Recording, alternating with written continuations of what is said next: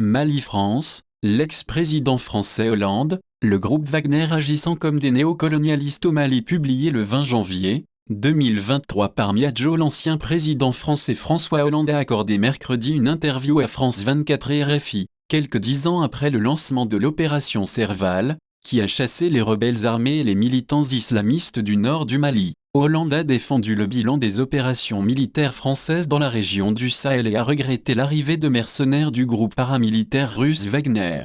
10 ans après le lancement en janvier 2013 de l'opération française Serval, qui a été suivie de l'opération plus large Barkhane dans la région du Sahel, les troupes françaises ont quitté le Mali. L'ancien président François Hollande s'est dit attristé de voir que le groupe de mercenaires russes Wagner a réussi à convaincre une partie de la population malienne qu'il la protégerait mieux des djihadistes que ne le ferait la France. Ils, Wagner, sont les néocolonialistes, a-t-il déclaré. La sécurité au Mali s'est détériorée. Hollande a déclaré que le groupe Wagner n'avait pas réussi à rendre le Mali plus sûr. Depuis l'arrivée des mercenaires, la situation sécuritaire est pire, a-t-il dit, ajoutant que les djihadistes ont étendu leurs attaques au sud et au centre du Mali, où ils n'étaient pas présents auparavant. L'ancien dirigeant français a également défendu le retrait d'une autre opération française en Afrique, l'opération Sangari, en République centrafricaine, fin 2016. Face à une menace persistante des groupes rebelles,